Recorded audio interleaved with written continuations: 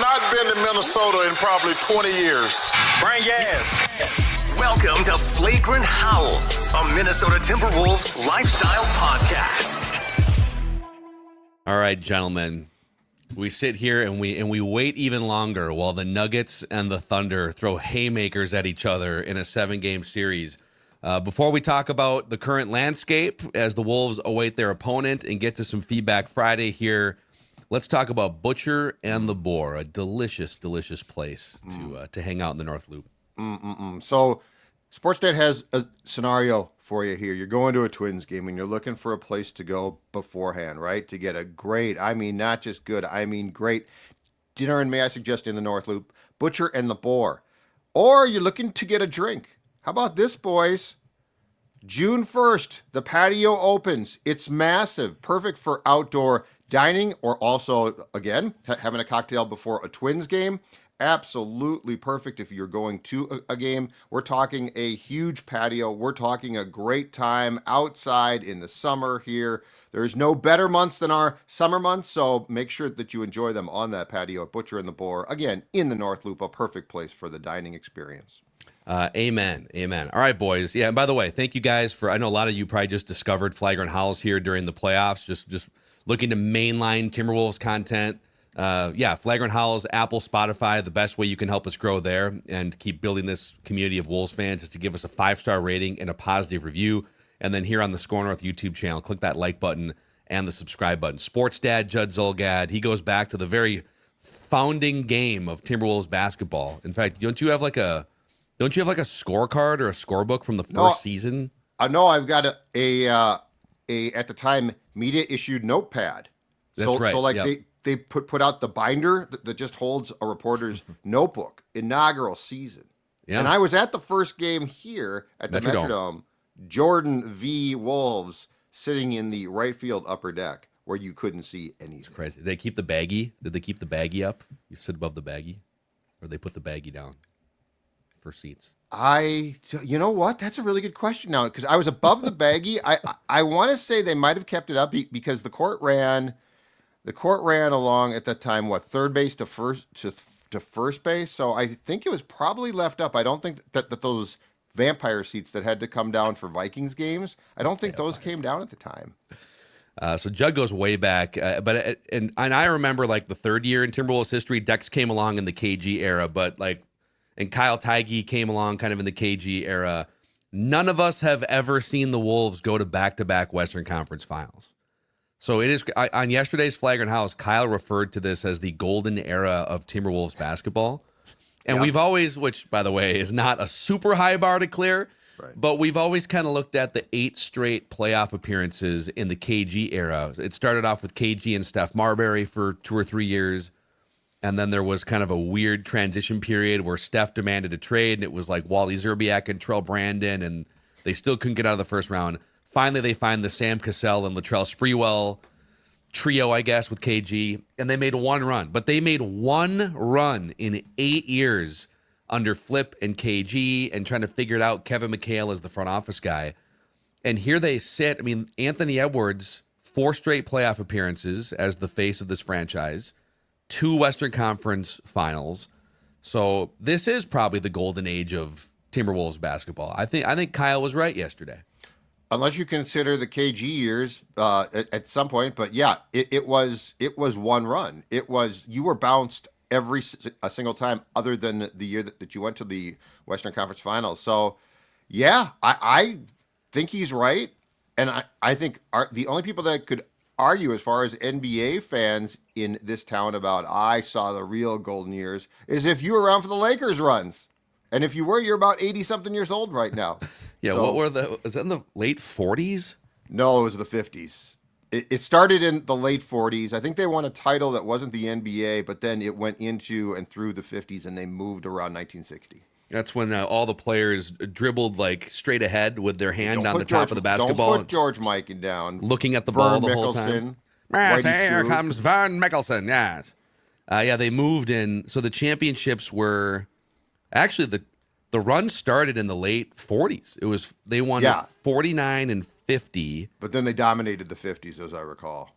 Yeah, and then they had 3 straight. They won 5 and 6 years through like 1954, and then they moved to Los Angeles in 1960. Yeah, they moved right before the Twins and Vikings came.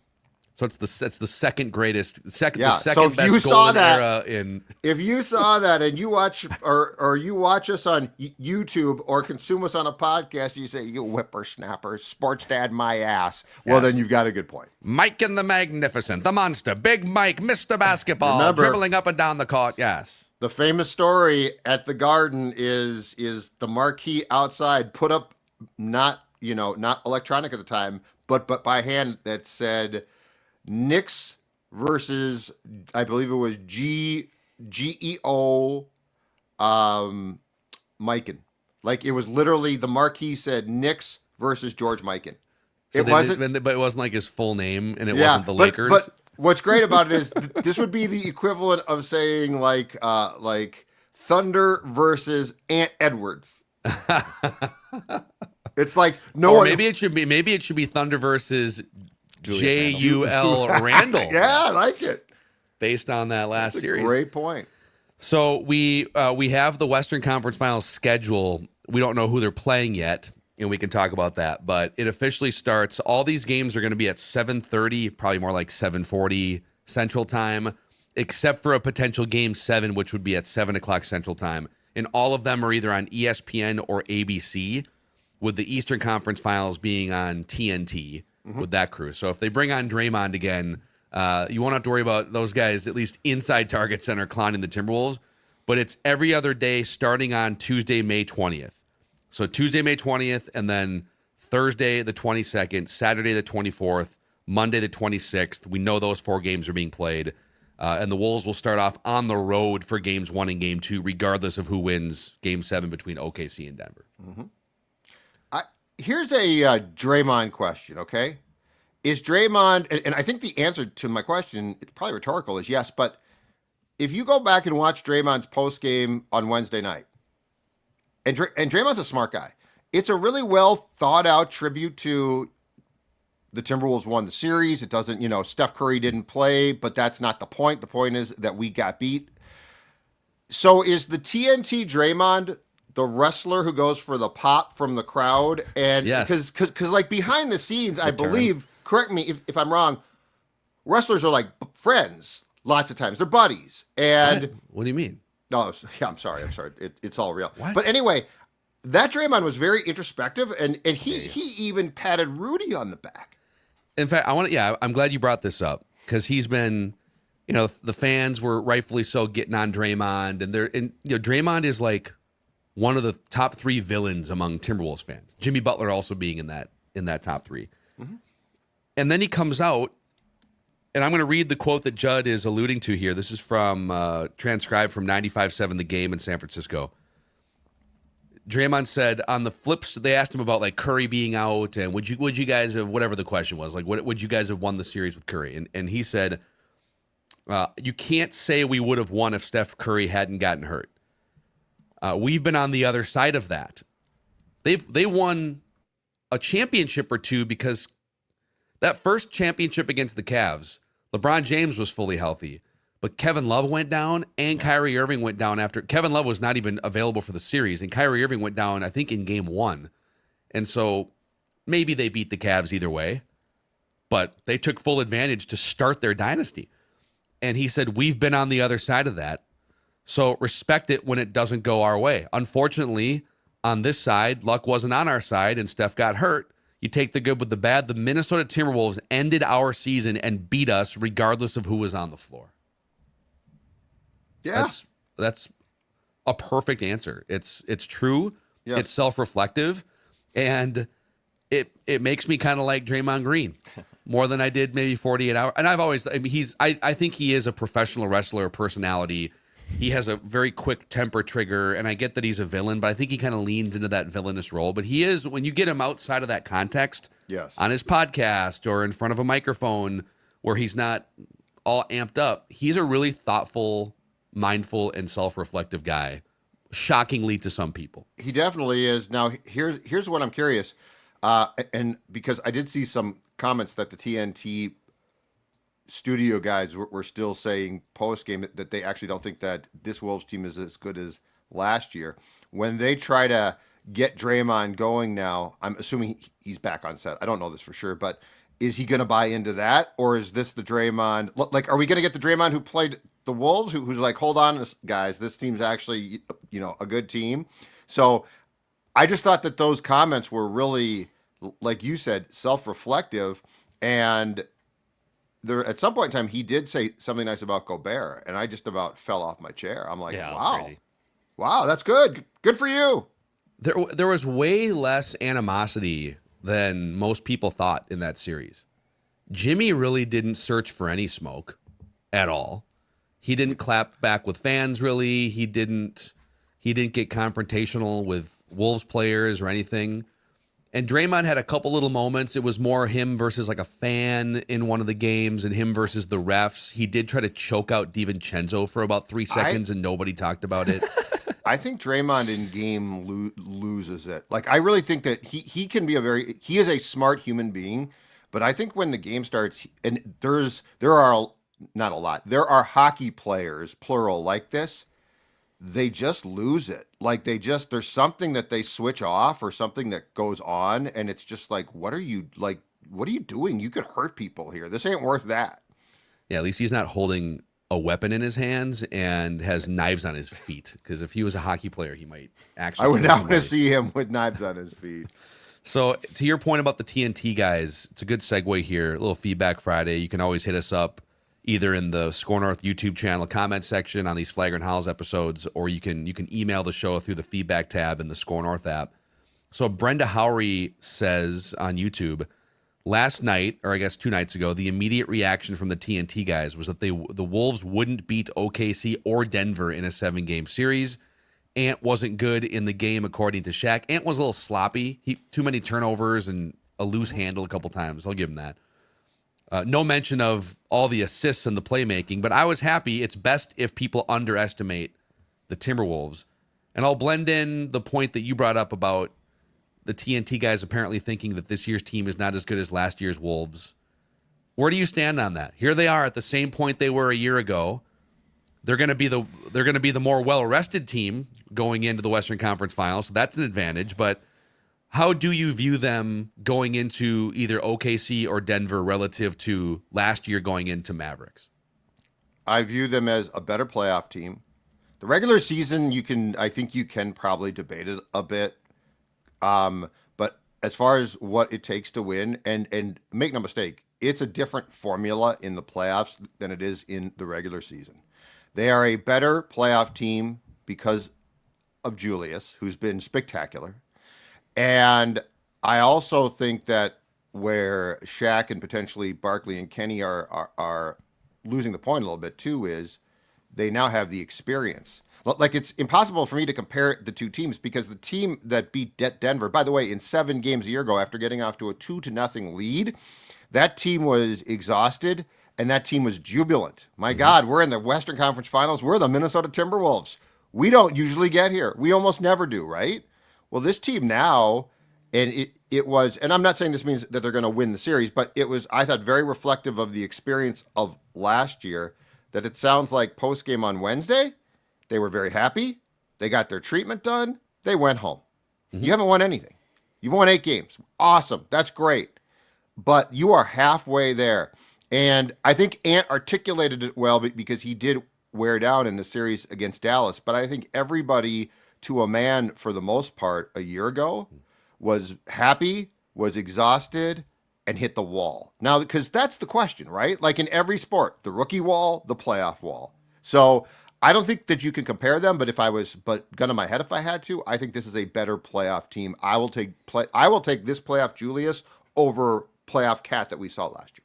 Would you take this year's or last year's playoff teams? I think you've asked this before, and I even think going into the playoffs from the last time you asked it, like a month or 2 ago, I think I leaned last year's team, and that was just mostly because I think of the evidence that we had of that team going to the Western Conference Finals, and I certainly didn't see the Wolves getting to the Western Conference Finals in just 10 games, which they've been able to do against the Lakers and Warriors for this year's squad.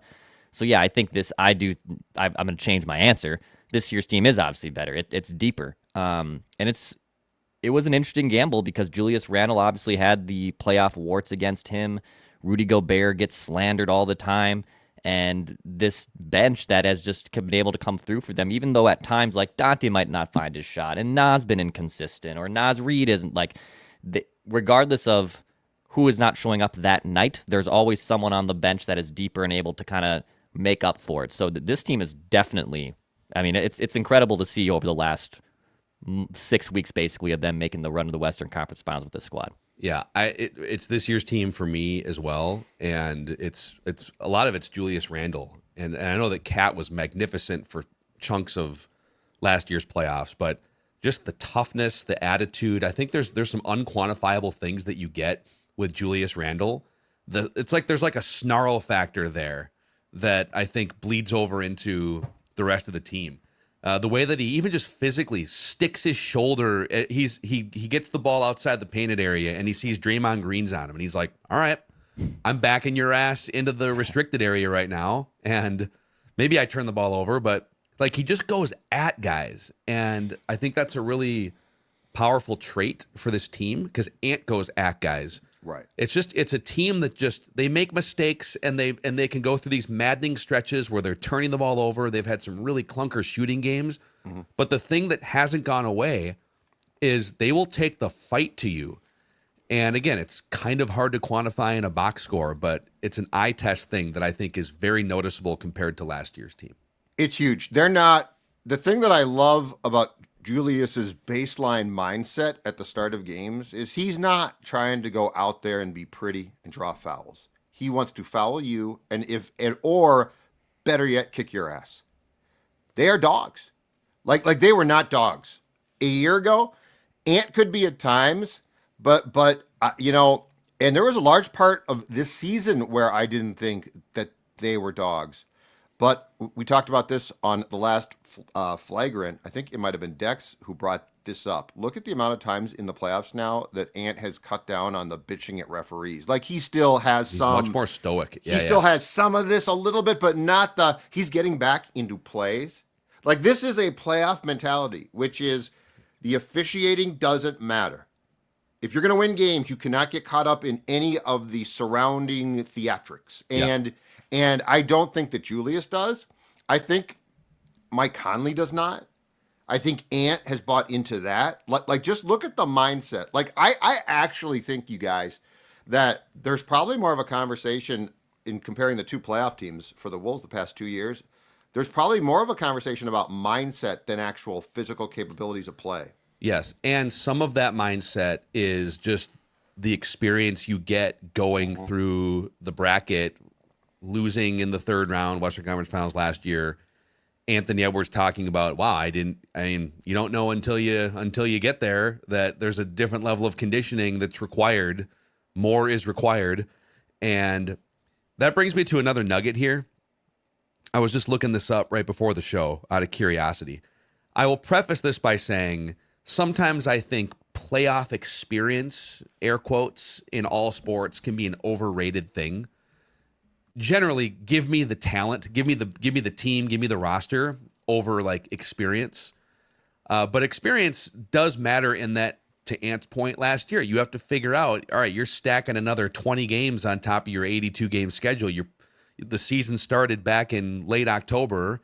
Here you are in late May, early June, and you're trying to figure out the other team is scouting you more aggressively the deeper you get in.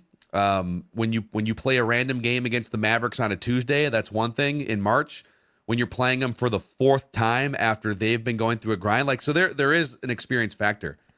And here's a crazy nugget for you guys. Anthony Edwards going into the Western Conference Finals has racked up 37 career playoff games. He's 23, 37 career playoff games.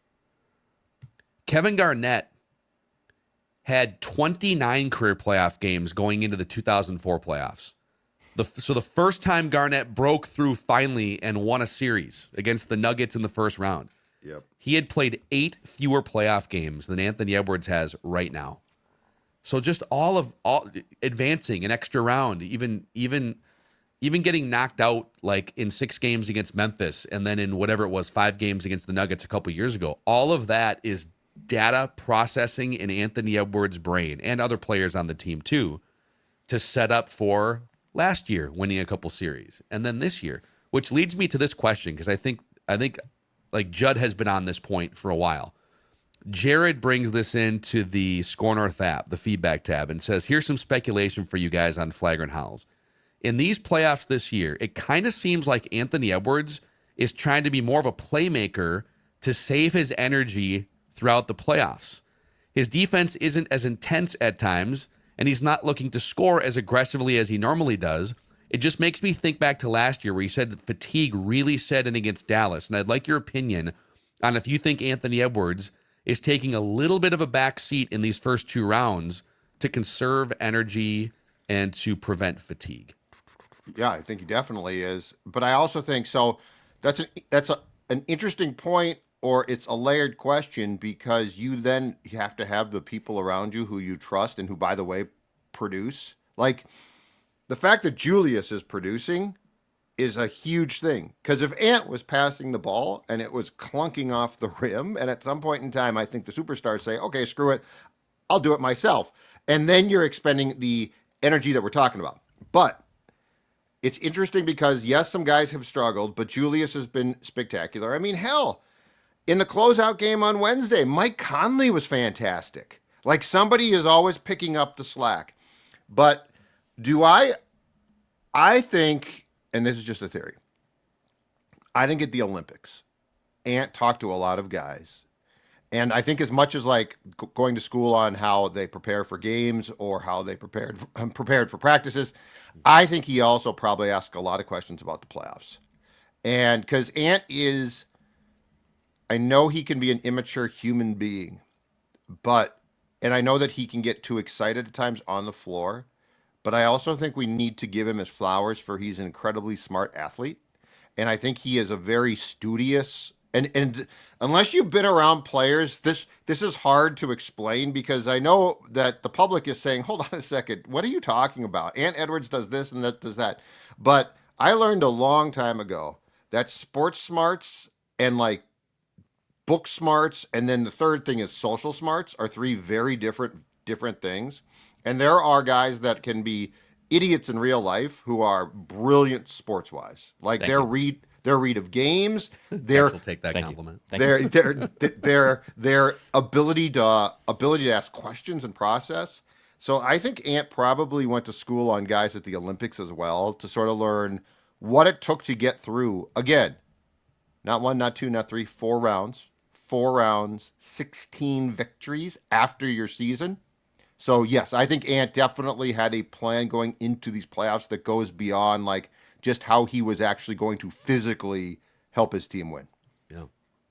Yeah, it's I mean, I also think that it looks like maybe he's not quite as active against the Warriors because the Warriors have the best defense in the NBA since the beginning of January. And I'm curious, now Oklahoma City also, if it winds up being OKC has a very different type of defense, but also one of the top 2 or 3 defenses in the NBA. Yeah. A lot more height and length and rim protection in terms of like Hartenstein and Chet Holmgren. So how he'll have to navigate that. It might be a little more similar to like what the Mavericks brought defensively, which is they prevent you from getting shots at the rim. So we'll see who wins that. OKC would be a really interesting new problematic challenge. Denver's not without its challenges too. They know you really well. They've got the best player in the world. Right. But they're coached by an interim coach. I still think Russell Westbrook is due to sabotage some games at some point, although he's fit in really well. Real quick, before we get to some other stuff here, who would you rather the Wolves play in the Western Conference Finals? To get through Denver. Selfishly, Like to get to the finals. Denver.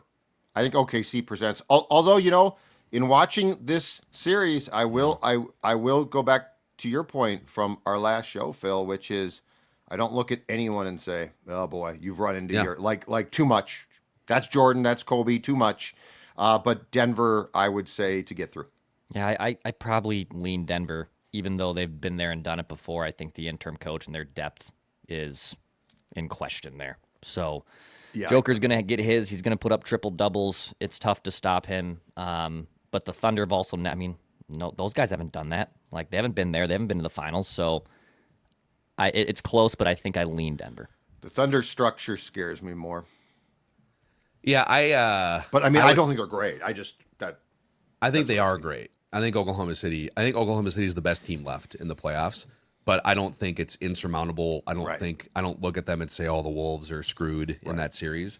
So for a fresh opponent, it'd be fun to watch an OKC series. But obviously the Wolves have had Denver's number for the last year and a half or so. Okay, I got a couple more things for you guys here from the feedback bin. Trigger warning. A lot of stuff that involves revisiting the Karl Anthony Towns Julius Randle trade here. So if you are triggered, typical Mackey, you can't let it go. I'm turning the show We're off just reading right now, guys. your feedback. I'm turning the show off right now. Where's my off button? But in the meantime, a new partner on board here at Flagrant Howls, Rula. So Dex, we tend to be bad as guys when it comes to, like, we bottle things up inside, and it's not always the best way to go about our day-to-day lives. Yeah, let's talk therapy. So therapy was something that was super beneficial for me at one point in my life. I needed someone to talk to and get me going through some problems that I was experiencing. And so no matter what you're going through, Rula is also here to help. They're on a mission to make high-quality mental health care from a licensed professional easy and affordable for everyone. They even take most major insurance plans, and the average copay is $15 per session. You can now get the quality care you need at a price you can afford. Thousands have trusted Rula to support them on their journey as well. Head on over to Rula.com/howls, HOWLS, just like this here on Flagrant Howls. Go to Rula.com/howls to get started today, and you can support our show. Go to Rula.com/howls and take the first step towards your mental health journey. You deserve quality care from someone who cares, and that's Rula. Judd, on the physical side of your health journey, Neos Elite Performance can help the audience. Yep. Absolutely. If you were a basketball player and now the knees hurt, if you were a golfer and now simply cannot walk 18 holes, guess what? I'm going to tell you about a place that's going to change that for you ASAP, and that, again, is our friends at Neos Elite Performance. If the chronic pain is holding you back, they have cutting-edge regenerative medicine and cellular IV therapy designed to get you going again without invasive procedures. Also, they come to you, so no trip to a doctor's office, no trip to a hospital. Neos is going to come to you and help you with, again, cutting-edge ideas of how to get you back in the game. If you reference our flagship show, Purple Daily, you're going to get $500 off a cellular IV therapy treatment. No surgery, no downtime, just results, and just you back in the game. NeosElite.com, NEOS Elite.com. Check it out, and you're going to be feeling much better. Also, a shout out to a Safeside BBQ for keeping us. Let's roll that film full during the. If you're watching this, let's roll this, because this tells a story. Safeside. It is the best barbecue food truck in the West Metro. Absolutely fantastic. Look at that fresh brisket cut to order. 100% wood-fired smoking, juicy, savory, tender meat. No electronic smokers or ovens are used. Everything here is homemade, bread made to order for sandwiches. Find them at SafesideBBQ.com or on Facebook, where they were going to have the food truck next. And also, if you go and find them at their food truck, you don't need to go in. You don't need to buy something from the place that they are at. No, you can make it a Safeside barbecue night. Absolutely outstanding. And if you're watching this, you just saw enough evidence to go on there and find where they're going to be next. That's right. All right, we got a few minutes left here for some potentially triggering feedback. Let's go with this one here from Rogue Nav in the YouTube comment section. I keep saying this, but Cat and Randle each have their pros and cons. But to me, Randle's personality is more confident. Like for Cat, if things aren't going well, things tend to get worse. They tend to spiral. Randle, he's just a cool, calm player. He knows when it's time to take control of the team. He's smart enough to know that Ant always starts out slow, hoping to help teammates get along. Randle knows how to initiate the offense and knows when to sit back also and let Ant take over. A couple other comments. There's one in here that was essentially, Cat is the more talented player, but Randle is the better player. That's very well put. I would not argue that Julius Randle has a skill set that exceeds Cat's. I would argue that for what you want, especially in the playoffs, I will take what we're seeing. If you give me just flat out strip away the teams. If you give me Cat in the playoffs last year, who by the way was brilliant at times defensively, was fantastic, and you give me Julius right now, I'm taking Julius right now. But I think that the first note was put perfectly. I think that's 100% accurate. All right, here's another one from Dom D'Angelo. As a Vikings fan, love you guys and love the show. I'm also a Knicks fan, though. So he loves Purple Daily and dabbles in... Love the Garden. The NBA, better when the Knicks are good. Hold up your end of the bargain over there, Knicks. That's right. Let's make this happen. I like the Knicks. I Judd really and do Stephen like A. the Knicks. I've Biggest been a Knicks Knicks fan fans. for a long time. I just love the Garden. It's I love like the league. whole atmosphere around that team. It's easily the most fun NBA Finals matchup, right? Oh, yeah. Wolves and Knicks. Yeah. Oh, and the TV folks would love it because it's You the get the Wolves New York small market, market, all but that it's stuff. and then Yeah, dude. storylines in the New York market. Oh, bring it on. Plus, there's also some sub storylines that tie in, like Gerson Rosas is in the Knicks front office helping to build that team. Well, Yeah. Gerson Rosas drafted Anthony Edwards and Jaden McDaniels and helped build the real core of this team. So and he's the guy who, without any like due diligence that we knew about at the time, hired Chris Finch. yeah, he went outside protocol. They didn't interview anyone else, and they got kind of criticized for that. So he says, our worlds have collided because I'm a Knicks fan and a Vikings fan. I have to respectfully disagree with your proclamation that the Wolves won that trade. It's a huge overreaction. It's good it's worked out well for you guys, but it's also worked out well for the Knicks. The Wolves have not made it any further than they did last year with Cat. And this year, I'm summarizing here, the Knicks have gone further than they've gone in a long time. Also, to proclaim the trade as a win, I take offense. I understand you hate Cat, but the Knicks have had a much better regular season and sit here time-stamped 1 win away from defeating the defending champions and potentially playing in the conference finals. So he's just essentially saying we've jumped the gun on saying that the Wolves won the trade. But I think it's, to me, people make a mistake when they look at the Knicks and how they're performing. Whether you won the trade or not is relative to how good or bad your team is compared to where it would have been. Right. And I also think it's a characterization when people say, well, the Wolves have gotten back to where they were last year and no further, and therefore you can't say the trade was a win. But you're not comparing necessarily this year's Wolves to last year's Wolves. You're comparing this year's Wolves as constructed post-trade to hypothetically what the last year's Wolves version would have been if they ran it back. And you got to remember, they've got more depth because they added a good rotational player in Dante DiVincenzo. They lost Kyle, like they were going to lose Kyle Anderson almost no matter what. And Kyle Anderson he's a matchup problem in some cases. In other cases, he is unplayable, as you found in last year's playoff series, right? And Tim Connolly made the bet that constructed Wolves team was not going to get back to where they were in the Western Conference Finals, and also to clear the path for a 5-year window to stay out of the second apron. We're never going to know. We can't go back in time and run it back and see what that team would have done. But I think he was right. Yeah. Well, all right. I guess I can amend my phrasing to the Wolves won the trade for what the Wolves wanted. Because the Knicks did do well. Like they've been good. So, and congrats. And like I said before, I like the Knicks. But I'll change what I'm saying to the Wolves won the trade for what the Wolves were after, which was cap relief, which was a tougher team, which was, and look, I'm sure if you're a Knicks fan, you're a little bit chafed, right? Because you never saw this Julius. You never saw this guy in the playoffs. So right now you're a little bit hot about that. You're like, where was this guy? We never would have traded him. So, Yeah. But the Knicks did absolutely fine. It's not like no one got fleeced here. Yeah, I think the Knicks need to close out the Celtics first. Yeah.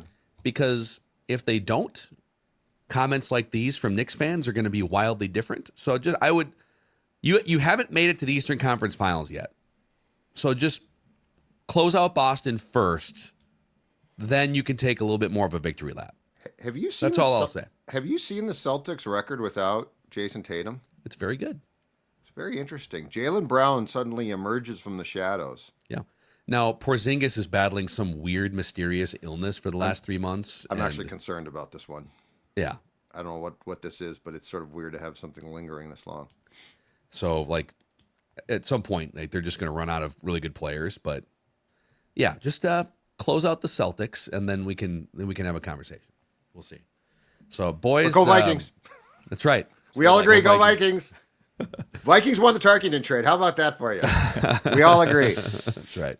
So, all right. Hey, thank you guys for hanging out with us. We'll see. So we know that a couple things. We know that game 1 is going to be on Tuesday. Also, we're going to be doing a live event at Brixworth in the North Loop on Monday, May 19th from 5 to 7 o'clock. So we will be hanging out, talking some Wolves, drinking some Brixworth, maybe eating some dry rub wings, and doing a little Western Conference Finals preview from 5 to 7 o'clock. Brixworth in the North Loop, Minneapolis, on Monday. It'll be a Flagrant Howls Unplugged event. Our first ever Flagrant Howls Unplugged event. So come check it out and hang out with us. Talk to the sports dad. Oh. Hello. All right, dudes. Hello. Hello. Hello. Don't forget your name. Goodbye. Oh, yeah. I won't remember your name. This is a Timberwolves lifestyle podcast, you guys. See ya.